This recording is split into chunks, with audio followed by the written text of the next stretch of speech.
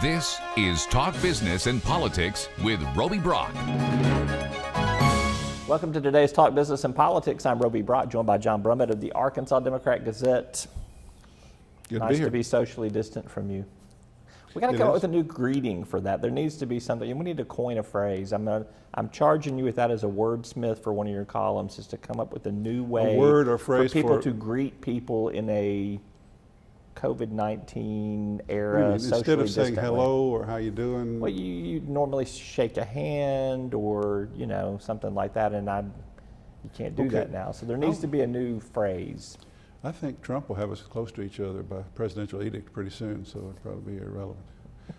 But yeah, I'll work on it. I want to begin with President Trump today. Do you? Yes. Okay. That was good that you said that there.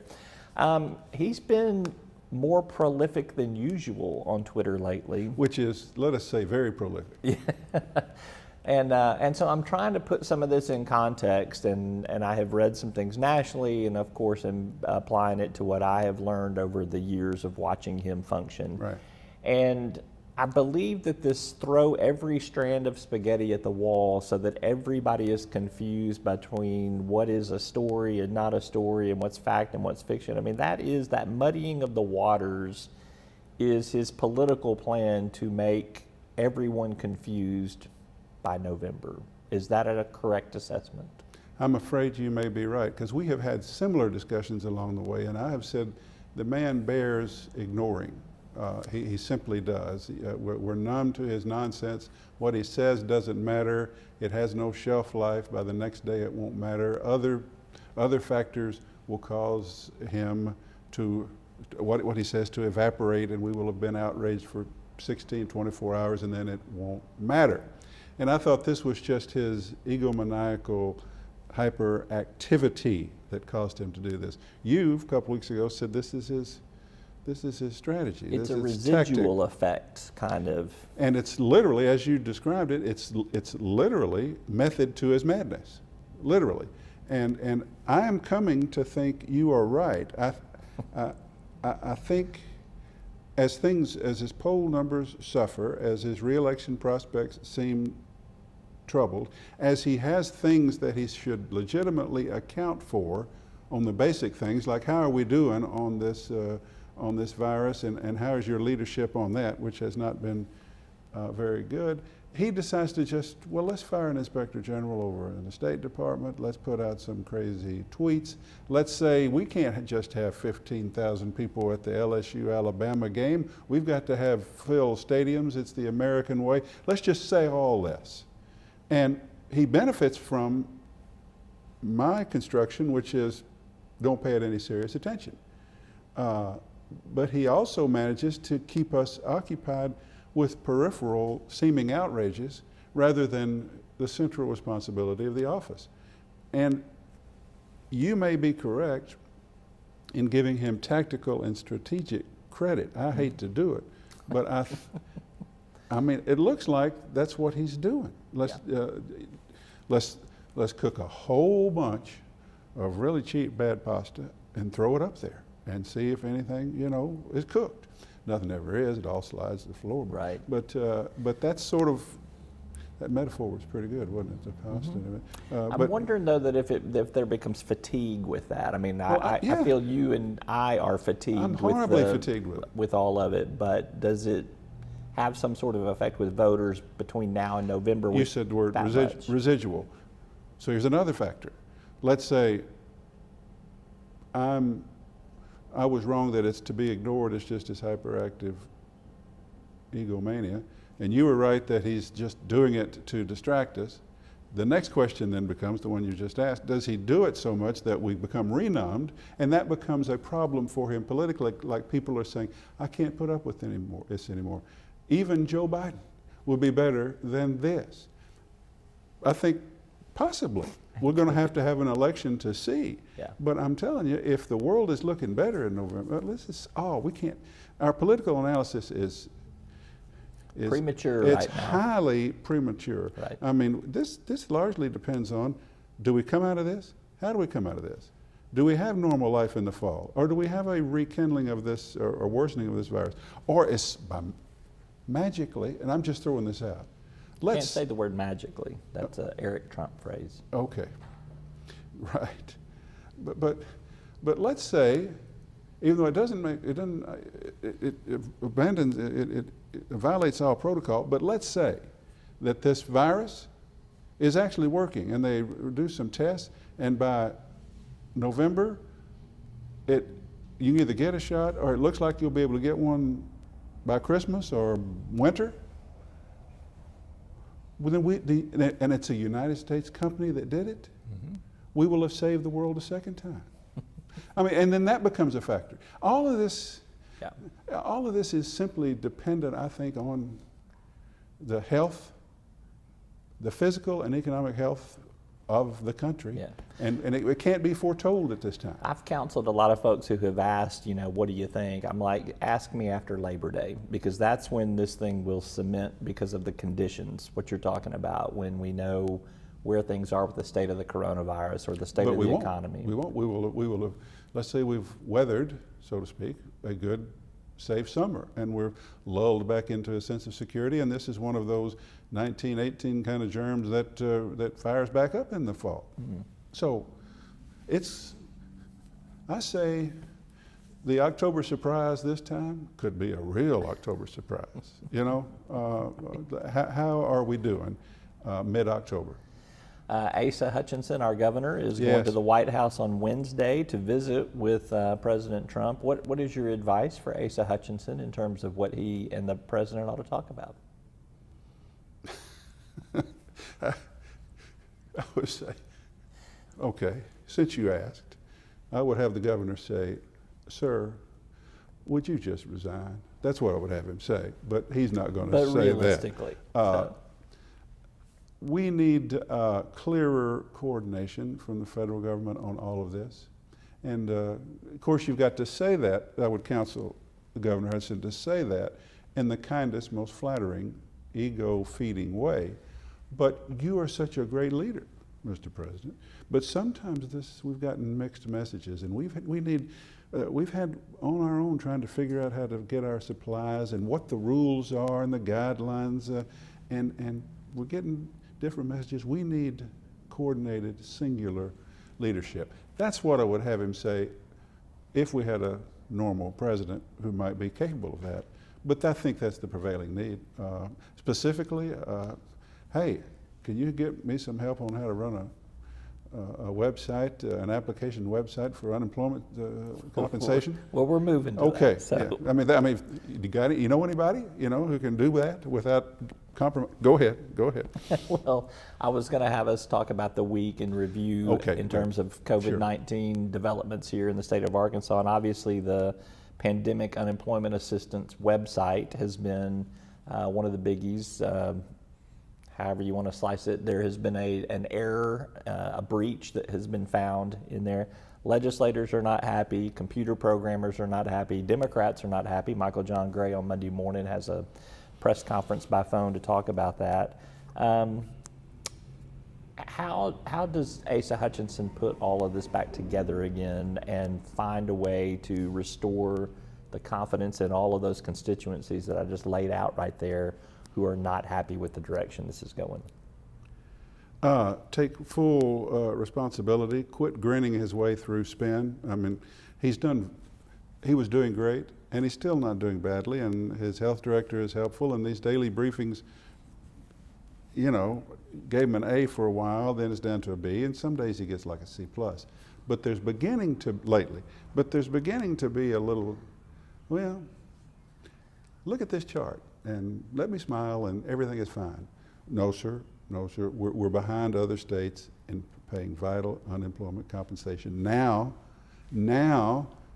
some guy finds out somehow that you can get private information off there, and he was able to do it. And now you're calling him a hacker, but he was a source who reported it, or is this the same person? Governor, get with the program. No more happy talk on some of these things. And your business loan grant program, why? Who's accountable for the fact that thing went up before the legislature, which is illegal for it to be spent, and that notice went out? Are you responsible? I just think he needs to have a day where he does all that.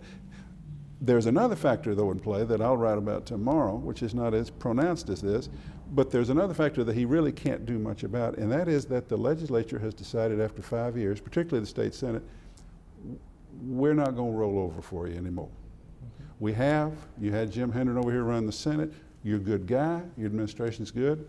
But, and this is what they're saying, I think, we're sick of 2 or 3 of your cabinet people, maybe more. We have sacrificed or ceded our oversight independence as a body, particularly in the state Senate. And this is a new world. And you're getting it from the President Pro Tem, Jimmy Hickey. You're getting it from Missy Irvin, who's pouring over these budgets and asking questions. You're getting it up and down the line. Yeah. From Democrats and Republicans who are saying, we're still Republicans and we're still on ACE's side, but we are a separate branch of government and we haven't behaved as one. So that's another, I don't think he can do anything about that. I don't think he should do anything about that except be more accountable. Quit trying to run this stuff late on a Friday with nephew Jim signing off on it, when it turns out nephew Jim didn't sign off on the money for Henderson. Right. So that's a new world also that he has to deal with. Some of that's growing pains, though. You have, and I mean, we got to put a little bigger context in this. You know, the Republicans cemented their super majorities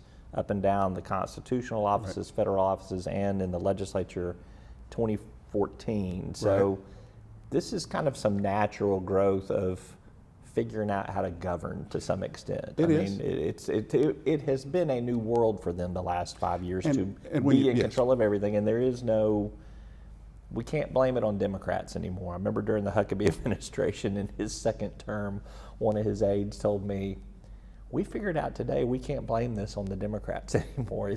We're the ones in charge. We're responsible for these things. This is where we're getting, I think. It's a different spin on the same circumstance. It's just been 5 years. And for Hutchinson, who's in his 5th year as governor. But you're right, 24 was sort of the time they really just had it all. And when you haven't ever had it and now you've got it all, you think, okay, isn't this sweet? We're going to all do the same thing and be on the same team, and we're never going to have a bad word. Well, no. Separation of powers doctrine continues among one-party control. And so, yes, but I think when I say that it's just 5 years is a long time just to roll over for a guy and there's weariness of it, it's a different spin on the same set of facts. It's time legislators realized, hey, we've got authority to check on this money. We may even have a responsibility, and we should do so. And it's just it's good. It's a good dynamic, and going forward, it should be, if it works as it should. It'll make the governor more circumspect and responsible in what he proposes. Quit trying to, he's got to be a little more careful about what he proposes and how much he substantiates the need. And it gives the legislature, rather than just going, okay, we are the Department of Rubber Stamp for this, and not anymore. So, good. Good. The point is, we got $1.25 billion, or we first had, we've spent a lot of it already, from the federal government, with more perhaps to come, on this coronavirus. That's too much money for one guy to control with perfunctory oversight. And what we saw Friday out at the legislature was not perfunctory. They were giving him some you-know-what. So that's good. That's good. Let's turn to the future as our last subject here. Sarah Huckabee Sanders reemerges on the scene. Yes. Arkansas 30-Day Fund. Helpful to do what she is doing, but also probably pretty good PR if you're thinking about running for future office sometime in the state of Arkansas. I would ask you to put your cynicism aside, but I don't have any cynicism. What do you think? This is I think, a pretty smart political stroke. I had exactly that thought. I thought, well, okay, Sarah, yeah, this is political and this is going to help you, and that's smart, and it aggravates me a little, but why does it aggravates you that you're making this political play out of this. However, a nonprofit raising money to help people during this time, using your celebrity and perhaps your national network now of contacts, good. Aggravates, but good. I also had this thought. This is a lot better than your daddy's Action America. Do you remember that? I do remember He Action set up America. Action America not to Well, that was to pay him to pay make himself, speeches. pay himself Yes, to make exactly. speeches, and not report who he was making speeches to. Right. Just report that he was getting money from his own organization. So it's an improvement and good. But I'm telling you, this 2022 governor's race, I saw it all over the place last week. Not just Sarah with her deal, but the legislature, as part of its oversight, decided to haul in some people working for Leslie Rutledge, saying, what is this Rutledge report? And how are you spending all this settlement money without us having any control over it? And could you maybe do some that are just generic without putting yourself out there? And of course, I don't think she has gubernatorial aspirations that are serious if Sarah runs, but that's not decided. She would have if she doesn't.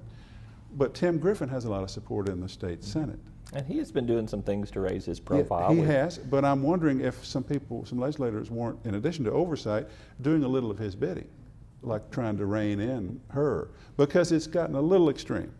The Rutledge report is now bringing you the local news. Okay, fine, but it's, I've started to go to a place I shouldn't, well, in terms of, you know what I mean.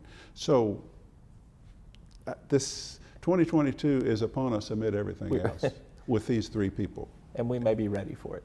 I am fully ready. I'd rather cover this campaign and put Jim Hendren in there too. Yep. Put the four of them out there in a Republican primary and get this virus vaccinated against and turn me loose on the road writing columns about this. This is going to be something. And I'm ready for it. I'm ready to start tomorrow. Aren't you? I started last week. Right. Yeah. John Brummett with the Arkansas Democrat-Gazette, is always good to be with you. Good to be with you. Thanks. All right. That's all for today's program. Thanks for watching. You'll find us at the end of a lot of long country roads, covering over 60% of the great state of Arkansas. Our 17 electric distribution cooperatives are working day and night to provide reliable, affordable power to over 500,000 homes, farms, and businesses, just like yours. The Electric Cooperatives of Arkansas, your local energy partners. Each day, the promise of our nation begins again. Arkansas and America, moving forward.